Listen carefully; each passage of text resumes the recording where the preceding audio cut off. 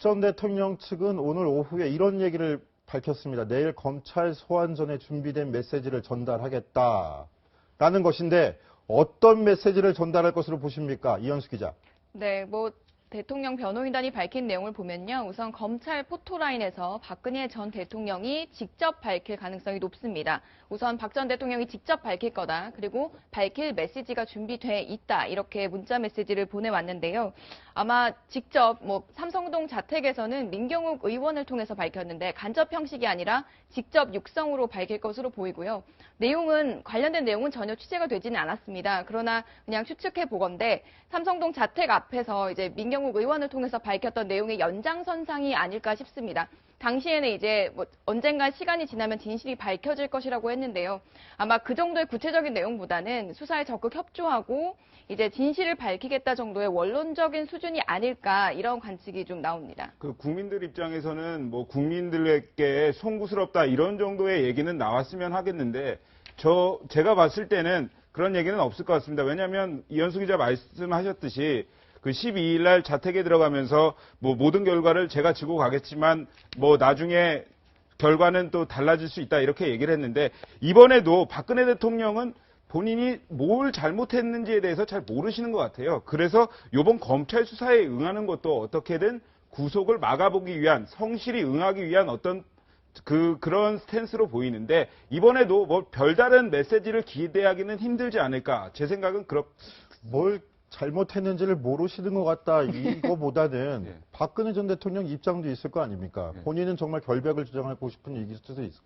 결백을 주장할 수도 있는 부분이니까. 아니 그런데 적어도 그 파면된 대통령이 국민들에 대해서 여러분께 내가 잘못을 했다. 어떤 구체적인 잘못을 밝히지 않더라도 내가 여러분께 내 임기를 채우지 못하고 내려와서 그거에 대해서는 송구스럽고 여러분 죄송합니다. 그런 정도는 말을 해야 되지 않을까 싶은데요. 임기를 채우지 못한 부분에 대해서는 입장 표명이 나와야 된다. 이게 최석호 기자의 의견이고요. 저는 개인적으로 여지껏 검찰 조사를 받았던 피의자들의 태도를 보면 사실 할 말은 정해져 있다고 보는데요. 무조건 나올 말은 검찰에서 조사받을 때 상세히 밝히겠다라는 이 문장을 기본으로 하되 그 뒤에 어떤 메시지를 더 붙이느냐를 저희가 주목해야 되는 것 같습니다. 네. 그래서 얘기인데 저는 몇 가지 그 대통령이 이런 부분에 좀 염두를 뒀으면 좋겠어요. 작은 지지에 취해서 큰 잘못을 외면하지 말았으면 좋겠다. 지금 대통령이 그런 심정이 있거든요. 지금 그 자기 사저를 둘러싸고 있는 그런 태극기 물결을 보면 혹시 이게 뭐가 좀 잘못이 없다는 것이 밝혀질 수도 있다라는 그런 어떤 그릇된 희망을 가질 수 있기 때문에 저는 작은 지지에 취하지 말았으면 좋겠다는 거. 두 번째는 지금 여러분들이 다 지금 포토라인에 서가지고 들어가기 전에 얘기를 한다는데 저는 그걸 반대로 했으면 좋겠다. 끝나고 나서 좀 얘기해 줬으면 좋겠다. 네. 끝나고 나서 성실하게 조사를 받았습니다. 그 결과에 대해서는 승복하겠습니다. 그 대신 여기까지 오게 된 데에서는 죄송스럽게 생각합니다. 이 세 가지 말만 하면 제가 볼 때는 그 나머지는 이제 검찰이 팩트에 따라서 사실에 따라서 결론을 내리면 되는 것이다. 저는 그렇게 보는데 지금 얘기한 것처럼 앞에 들어갔을 때 충분히 다 밝히겠습니다라고 해가지고 나와서 아무 말도 안 하고 가는 것보다는 제가 볼 때는 끝나고 나서 그렇게 세 마디 정도 하는 게 어떻게 하는가. 그것이 오히려 국민들이 지금 스트레스를 좀 푸는데 도움이 되지 않겠는가. 그런 생각을 합니다. 박근혜 전 대통령 측이 지금 각종 언론의 분위기도 계속 탐지를 하고 있을 텐데요. 저희 방송에서 방금 전에 심규선 멘토가 하신 말도 참고를 해주시면 큰 도움이 될 거로 보입니다. 자, 이번엔 박 전 대통령의 17시간 후 동선을 서한한 기자가 먼저 짚어봤습니다. 영상으로 만나보시겠습니다. 박근혜 전 대통령 내일 이곳 서울중앙지검에 나와 조사를 받게 되는데요. 서울중앙지검 정문 바로 앞이 아니라 보시는 것처럼 조금은 떨어진 곳에서 내려서 걷게 됩니다. 약 20걸음 정도를 걸어오게 되면 이 정문 앞에 바로 이렇게 서게 되는데요. 박 전 대통령 중앙지검 정문 앞에서 검찰 조사를 받게 된 입장과 소회를 밝힐 것으로 보입니다. 그리고 계단을 따라 올라가 이곳 서울중앙지검 정문으로 들어가 이 엘리베이터를 타고 조사실로 향하게 되는데 이 차에서 내려서 엘리베이터까지 모두 45걸음 정도를 걷게 됩니다. 박근혜 전 대통령이 걸을 이 45걸음, 이 걸음 동안 박 전 대통령은 어떤 생각을 할까요? 서울중앙지검은 취재 준비로 분주합니다. 현장을 찾았을 때는 내일 박 전 대통령 현장 취재구역을 정하는 포토라인을 만드는 작업이 한창이었습니다. 박 전 대통령 이제 민간인 신분이지만 경호는 전직 대통령 수준을 유지하기 때문에 소환을 앞두고 경호 준비도 분주합니다.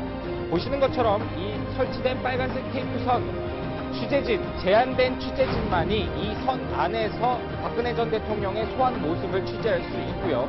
이 빨간색 선 안에는 박 전 대통령과 경호 인력만 서게 됩니다. 그리고 이 도로에서 20여 미터 떨어진 이곳에는 보시는 것처럼 이 파란색 테이프가 설치되어 있는데요. 나머지 취재 인력은 이 파란 테이프 선 밖에서 박 전 대통령의 소환 모습을 취재할 수 있습니다. 내일 오전 서울중앙지검은 모든 관심이 집중될 것으로 보이는데요. 서울중앙지검 앞은 박 전 대통령 지지자들이 벌써부터 태극기를 꽂고 검찰의 소환 조사를 비난하는 문구를 붙이며 박 전 대통령에게 응원의 메시지를 보내고 있습니다. 내일은 더 많은 인파가 몰릴 것으로 보이는데요. 검찰 당연히 이 경호를 강화하고 있습니다. 벌써부터 차량의 진입을 제한하고 있는데요. 내일 오전부터는 미리 사전에 허가를 받은 이 취재진 차량과 경호 차량만 이 서울중앙지검 안으로 들어갈 수 있게 됩니다. 대통령 선거일까지 49일을 앞두고 이뤄질 전직 대통령 검찰 소환 조사. 박 전 대통령이 어떤 메시지를 내놓을지, 검찰이 구속영장을 청구할지 등에 따라 대선 전국도 크게 요동칠 가능성이 큽니다. 네, 서한한 기자의 리포트, 음악과 장면만 봐도 굉장히 엄숙하고 긴장감이 넘치는데, 서한한 기자, 45걸음 먼저 걸어봤는데 정말 긴장감이 이렇게 넘치나요? 네, 저는 개인적으로 약간 태풍의 눈이라고 묘사를 하고 싶은데 굉장히 큰 태풍이 오기 직전에 그 현장 한 가운데 있는 느낌이었습니다. 제가 내일 저 현장에 가서 다시 이 분위기를 전해드릴 텐데 개인적으로 기자로서 그런 역사적 현장을 볼 수 있고 취재할 수 있다는 것은 어떻게 보면 굉장한 경험이 될 수 있을 것 같습니다. 네, 그런데 자유한국당에선 박 전 대통령의 소환을 하루 앞두고 노무현 전 대통령 문제를 정면으로 꺼내들었습니다. 정우택 원내대표 목소리 먼저 들어보시죠. 천문학적 뇌물수수 혐의를 받고 결국엔 대통령 본인이 목숨을 끊은 일을 벌써 있기라도 했단 말입니까? 무려 640만 달러에 달하고 상당히 구체적 증거까지 드러났음에도 노 전 대통령의 갑작스러운 자살로 인해 덮어버리고 진상이 밝혀지지 않았습니다. 그로 인해 노 전 대통령의 부인 권양숙 여사를 비롯해 아들 노건호, 딸 노정현 등 일가족은 지금까지 어떠한 처벌도 받지 않고 또 그 뇌물액은 국가에 환수된 적도 없습니다. 신멘토님, 저 자유한국당의 노무현 전 대통령 끌어들이기 전략이 뭐라고 보십니까? 국민들은 누구나 다 아는 얘기 아니겠습니까? 박근혜 대통령만 뭐 잘못됐냐? 네. 뭐 이렇게 엄격하게 박근혜 대통령한테만 이렇게 비난의 화살을 쏴. 지금 박근혜 대통령을 비난하는 소위 지금 노무현 정권의 어떻게 보면 그를 잇고 있는 사람들, 문재인 후보를 포함해서 그 민주당 사람들도 사실은 자신들이 모셨던 대통령이 이렇게 600만 불이라는 돈을 가지고 뇌물을 받아가지고 결국은 그것 때문에 자살에 이르는데 그거 다 잊었느냐? 뭐 이런 식의 대립구도를 형성함으로써 박근혜 대통령한테 오는 화살을 조금 약화시키려는 그런 의도가 아닌가 싶습니다. 예, 대립구도, 그러니까 친노무현 대 반노무현 구도를 이번 대선 전국에서 만들려는 의도이다. 최석호 기자, 이게 민주당이 자초한 일이다라는 얘기도 있어요. 어떤 이유 때문인가요? 그렇죠. 그 자유한국당에서 이렇게 노무현 전 대통령을 이제 공격하기 시작한 데는 그 손혜원 의원이 노 전 대통령의 자살을 노 전 대통령의 자살을 계산된 것이라고 그런 발언을 하면서부터 빌미를 제공했는데요. 뭐 일종의 자충수라고 볼 수 있겠습니다. 한번 들어보시죠. 노무현 대통령은 진짜 고도로 치밀하게 계산된 풍사예요. 그냥 툭툭 던진 게 아니고 이걸 정교하게 계산해가지고 툭툭 던지는데 마지막으로 떠나실 때는 그건 계산된 거, 계산이 했으면 그러면 어떻게 됐었던 거야? 그걸로 모든 게 끝나는 거였나? 그거는 계산 안 했지. 계산한 거지. 내가 이렇게 떠날 때 여기서 이 모든 일은 끝날 거다라고 했고 실제 끝났나? 네, 손혜원 의원의 저 문제의 발언, 손혜원 의원은 결국 문재인 캠프에서도 당 직책을 내려놓게 됐는데, 근데 국민들은 이 부분에 관심을 드러낼 것 같습니다. 정우택 원내대표의 말대로 저 사건을 다시 수사할 수 있는 가능성이 있느냐, 신멘토께서 보시기는 어떻게 보십니까? 수사를 해서는 절대로 안 된다고 봅니다. 네. 제가 볼 때는 이런 논쟁거리는 논쟁거리로 정치권에서 끝나는 거지, 이것을 실제로 무슨 뭐 재수사 가능하지 않습니다. 네. 왜냐하면 본인이 죽으면 공소권 없음으로 돼가지고 결국은 법적으로는 수사를 못하도록 돼 있습니다. 그걸 가지고 재수사 운운하는 것은 지금 박근혜 탄핵을 재판결할 수 있느냐라고 주장하는 것과 똑같습니다. 저는요, 노무현 대통령을 지지한다는 것이 아니라 제가 지지하는 것은 법치입니다. 네, 알겠습니다. 결국 재수사 요건도 안 될 뿐더러 정치 공세에 불과하다라는 말씀이신데, 그런 부분도 검찰 쪽이나 정당 쪽을 꼼꼼히 한번 취재해 보도록 하겠습니다. 예, 큐시트 정리하겠습니다.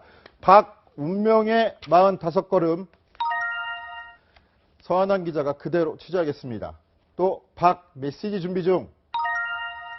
박근혜 전 대통령이 벼랑 끝에서 비상구를 찾아낼 수 있을지 살펴보겠습니다. 60초 후에 돌아오겠습니다.